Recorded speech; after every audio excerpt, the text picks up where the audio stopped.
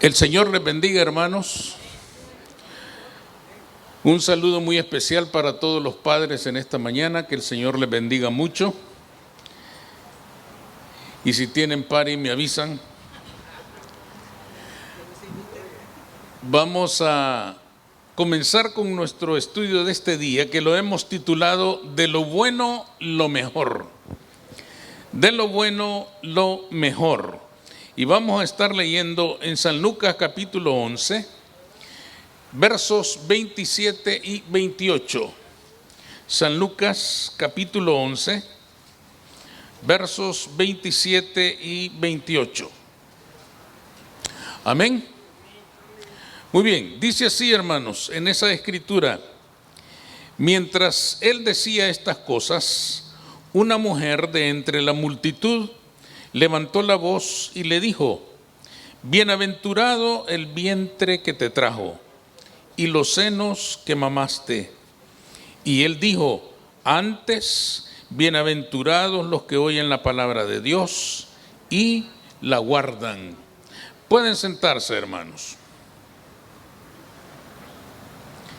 El rey Salomón, hermanos, un hombre conocido universalmente por su sabiduría, dijo en una ocasión en su libro Eclesiastés: mejor es la buena fama que el buen ungüento.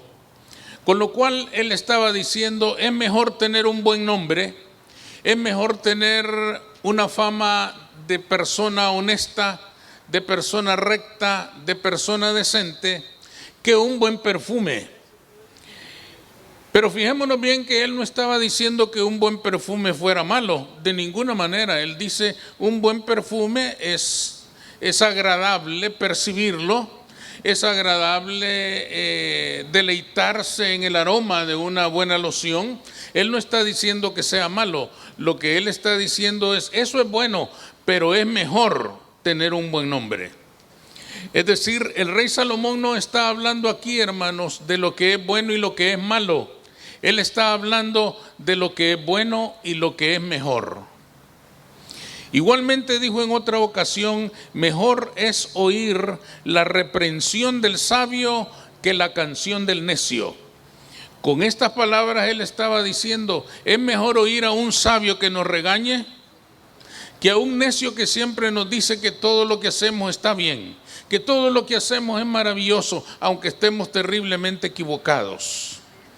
Ahora, él no está diciendo que sea malo, que de vez en cuando nos adulen, que de vez en cuando nos digan cosas bonitas. ¿Quién no disfruta si le dicen algo bonito? Todos nos gozamos en eso. No está diciendo que sea malo, dice: es bueno de vez en cuando oír la canción del necio, pero es mejor oír la reprensión del sabio, aunque no nos guste. De nuevo está diciendo él: hay cosas buenas, pero hay cosas mejores. Él estaba diciendo con claridad, hermanos, que entre las cosas buenas y las mejores, todos deberíamos elegir entre lo mejor.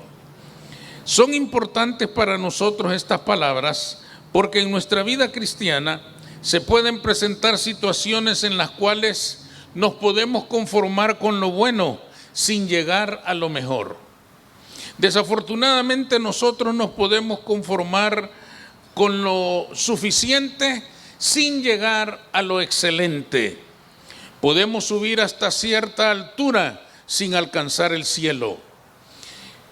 Por eso son importantes las palabras del rey Salomón, porque nos están recordando que no nos debemos conformar con lo bueno, deberíamos apuntar a lo mejor. Y justamente este pasaje que hemos leído habla de este asunto, habla de este tema. ¿Qué descubrimos en esta lectura que hemos hecho en esta mañana? En primer lugar, que lo bueno no debe despreciarse. Si ustedes leen los versículos que se encuentran antes de estos versículos que nosotros hemos leído, el Señor Jesús recién había liberado a un hombre endemoniado. Ante la autoridad de la presencia de Jesucristo, los demonios huyeron y dejaron en paz a aquel hombre a quien habían afligido quién sabe por cuánto tiempo. Jesús se asegura, después de haber liberado a aquel hombre, que la gente entienda que una persona que ha sido liberada, si descuida la casa, el demonio puede venir con un montón de demonios más y ocupar otra vez la casa que encuentra limpia y ordenada y volverla a destruir y volverla a arruinar. Es decir, el Señor ha hecho aquella obra de liberación, pero le está diciendo a la gente que miraba y le escuchaba: cuídense una vez que han sido libres, cuiden su libertad, porque el enemigo puede robárselas. Pero mientras decía estas cosas, ahí es donde nosotros comenzamos a leer: de entre la multitud se escucha la voz de una mujer que exclama: bienaventurado el vientre que te trajo y los senos que mamaste.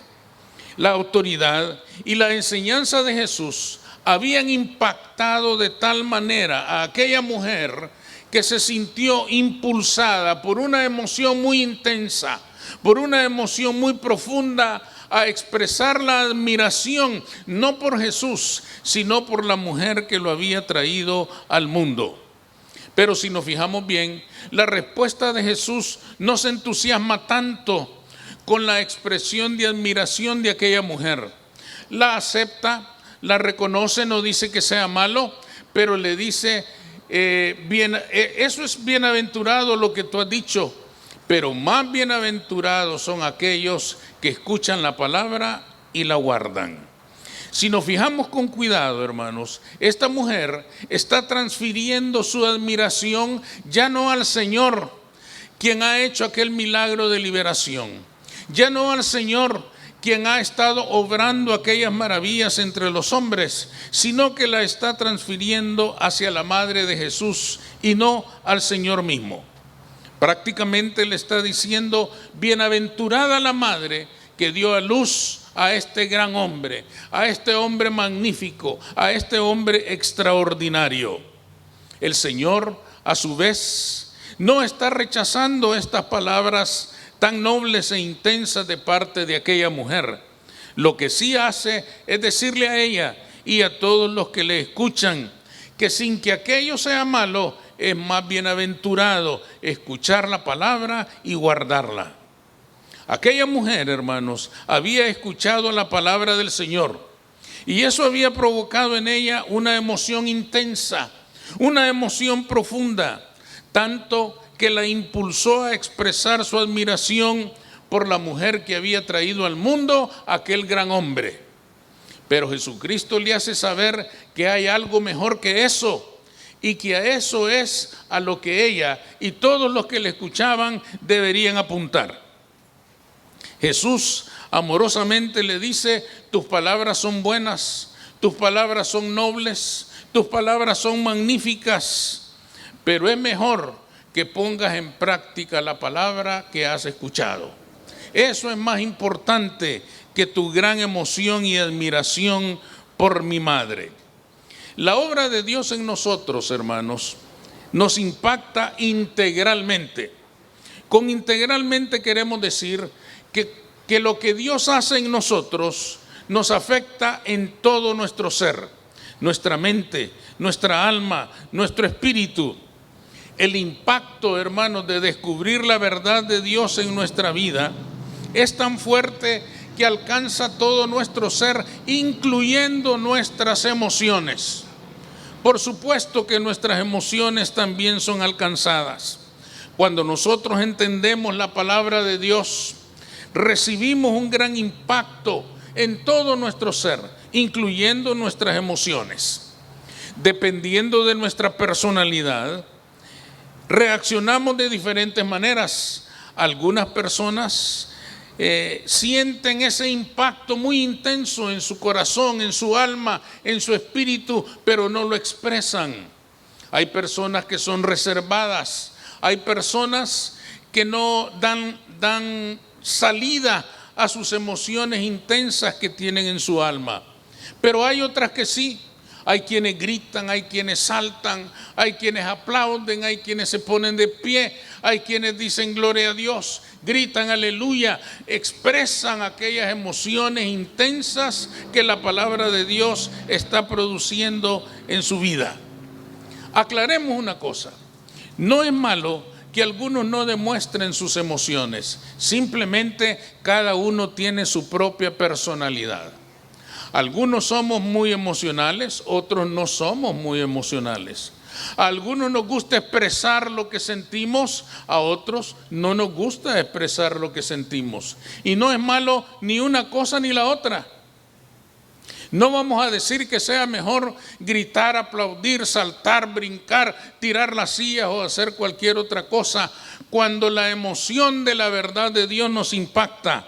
Ni tampoco vamos a decir que es mejor quedarse callado, tranquilo, sin hacer desorden.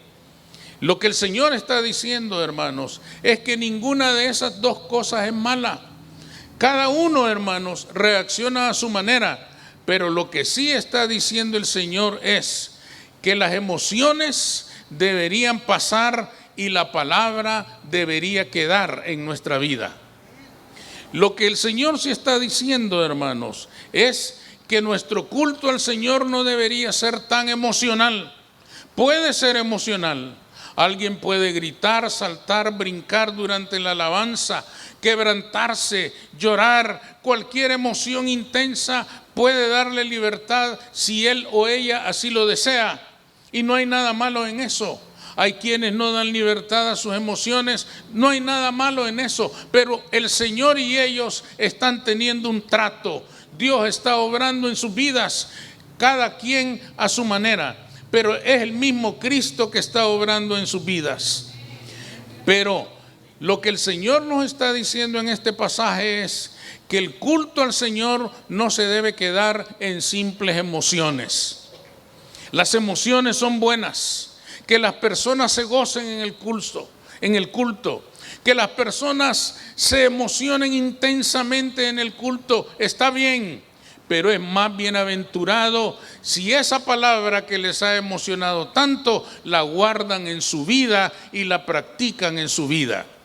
Eso es lo que el Señor está diciendo. Está diciendo que las emociones no deben de ser la clave del culto al Señor. Son importantes, son parte de ello, porque como ya dijimos, la palabra del Señor cuando nos descubre la verdad alcanza también nuestras emociones. Pero reconozcamos una cosa, las emociones se disipan con el tiempo. Las emociones duran instantes, las emociones duran segundos y luego desaparecen. Las grandes emociones que sentimos cuando escuchamos la palabra de Dios ya se han disipado cuando estamos comiendo después del servicio, ¿o no? Ya se fueron, ya no están con nosotros. Ahora lo que nos emociona es que los tacos todavía traen 2 tortillas.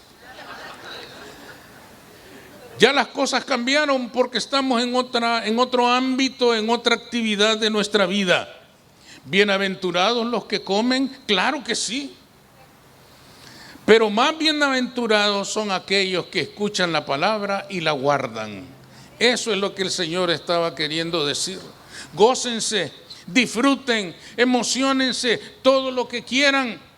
Gócense en las emociones que les produce la verdad de Dios. Pero cuando las emociones se hayan ido, que la palabra de Cristo siga vigente en sus vidas.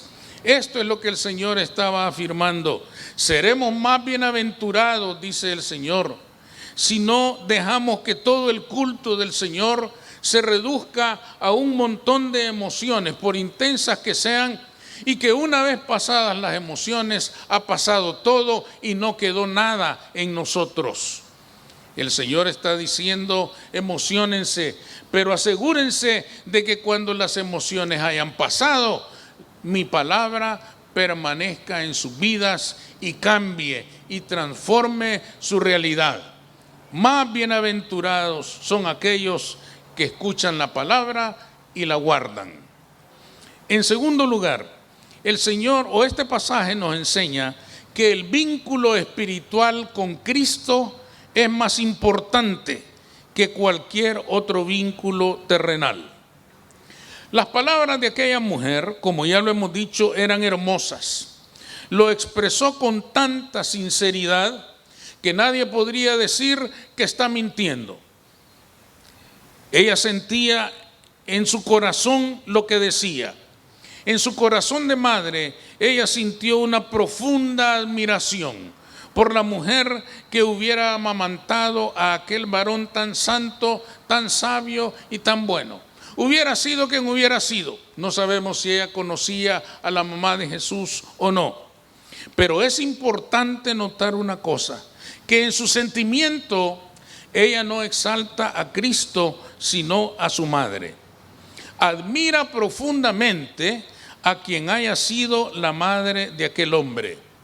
Quiere decir que el pensamiento, la admiración, la emoción tan intensa de aquella mujer se ubica en el orden terrenal y exclama su admiración por el vínculo terrenal de aquel varón con su madre natural, con su madre física. Sus palabras son hermosas, son profundas, son sinceras, pero carecen de significado espiritual. Fijémonos bien que esta mujer no dice, bienaventurado el vientre que trajo al Mesías, bienaventurado el vientre que ha traído al Salvador del mundo. Ella solamente dice, bienaventurado el vientre humano que trajo a la tierra a este ser humano tan maravilloso. Ahora entendemos por qué Jesús no la dejó allí con aquella admiración. Jesús trata de elevar el entendimiento de esta mujer a un nivel superior, a una verdad superior. No le está diciendo que lo que ella ha dicho sea malo. No está malo. Jesús le está diciendo, magnífica tu expresión. Qué bueno que admiras tanto a mi madre terrenal. Pero más bienaventurado será si escuchaste la palabra y la guardaste en tu corazón. Fíjense bien que Jesús acepta que su vínculo entre él y su madre es maravilloso. Acepta que su madre es bendita entre las mujeres porque fue ella la elegida entre muchas otras que pudieron serlo para dar a luz al Hijo de Dios. Pero le dice también que el vínculo con su Padre eterno es mayor y mejor que su vínculo terrenal con su madre terrenal. ¿Cuándo dijo el Señor eso? Lo dijo en el Evangelio de San Marcos en el capítulo 12. A partir del verso 47 se nos narra un momento muy importante en la vida de Jesús. Se acerca una persona y le dice, he aquí tu madre y tus hermanos están afuera y te quieren hablar. Respondiendo él al que le decía esto, dijo, ¿quién es mi madre y quiénes son mis hermanos? Y extendiendo su mano hacia sus discípulos, dijo, he aquí mi madre y mis hermanos, porque todo aquel que hace la voluntad de mi Padre que está en los cielos, este es mi hermano y mi hermana y mi madre. ¿Qué quiso decir Jesús con esto? Él amaba a su madre. Él amaba a su madre y apreciaba aquel vínculo terrenal que tenía con aquella mujer que le había dado a luz. Pero él está diciendo con claridad, aunque ese vínculo es bueno, es más bienaventurado el que tengo con el Padre, el vínculo espiritual que me une al Padre eterno, el vínculo espiritual que me hace el unigénito de Dios. Ese es más importante y ese vínculo lo pueden compartir conmigo todos aquellos que creen y hacen la voluntad de mi Padre que me ha enviado. El Señor Jesús está diciendo, todo el que hace la voluntad de mi Padre, ese es mi hermano, esa es mi hermana y esa es mi madre. Con lo cual está diciendo, aquel vínculo natural es bueno, es maravilloso, es noble, lo amo, pero el vínculo espiritual es más importante que el vínculo terrenal. ¿Por qué es importante aclarar esto, hermanos? Porque todos sabemos que versículos como este han sido utilizados para justificar el culto a María, la madre de Jesús.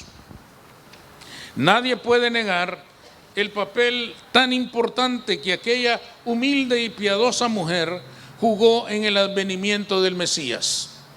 Es bueno reconocerle a ella esa posición tan especial que tuvo por la gracia de Dios en el plan de Dios para redimir a la raza humana. Pero fue más bienaventurada al contarse entre los hijos e hijas de Dios. En el libro de los Hechos, en el capítulo 1 y verso 14, leemos: todos perseveraban unánimes en oración y ruego con las mujeres y con María, la madre de Jesús, y con sus hermanos. ¿Qué quiere decir esto, hermanos? Que ella era parte de los 120 que esperaban el cumplimiento de la promesa del advenimiento del Espíritu Santo. Ella estaba y se contaba entre ese grupo. Esta mujer no tenía una posición especial, superior a los demás. Era parte de los 120 que esperaban el advenimiento del Espíritu Santo como lo había prometido Cristo mientras estaba en vida. Lo mejor que María hizo no fue dar a luz a Jesús. Eso fue bueno, maravilloso, trascendental. Pero lo mejor que hizo fue reconocer a Cristo como su Señor y Salvador. El vínculo espiritual es más bienaventurado que el vínculo natural. Nuestra mayor bienaventuranza no consiste en contarnos entre los miembros activos de una iglesia. Nuestra mayor bienaventuranza es tener una relación con Dios a través de Cristo, el único camino al Padre. Es bueno ser parte de una congregación, es bueno ser parte de una iglesia, es bueno aceptar a Cristo, bautizarse en agua, pero es más bienaventurado contarse como hijo de Dios. Es bueno cantar con alegría, con gozo, con júbilo, pero es más bienaventurado que ese Dios al que alabamos participe de nuestras vidas y nos transforme día con día. No todo debe quedar en una emoción momentánea. Adorar a Dios se debe traducir en frutos dignos de arrepentimiento. No se trata solamente de emocionarnos, de gritar un ratito, de alegrarnos un momento, de llorar unos segundos. Se trata de que aquella emoción abra nuestro corazón y nuestra mente a la verdad de Dios, a esa verdad que puede transformar nuestra realidad y nos puede transformar a nosotros como personas. Descartemos entonces el culto emocional y pasemos, subamos, trascendamos a aquel culto que abrirá las puertas para que la obra del Espíritu Santo en nuestra vida nos vaya transformando día con día. Para concluir, hermanos, emocionarnos al escuchar la palabra del Señor, al participar de los cantos y la alabanza, al escuchar el mensaje de la palabra no es malo, eso es bueno, pero sin duda será mejor si después de escuchar esa palabra, si después de alabar a Dios, si después de glorificar su nombre, guardamos todo eso en nuestros corazones y lo ponemos en práctica. Porque en la medida en que ponemos en práctica la palabra de Dios, en esa medida nuestra vida cambiará. Vamos a orar.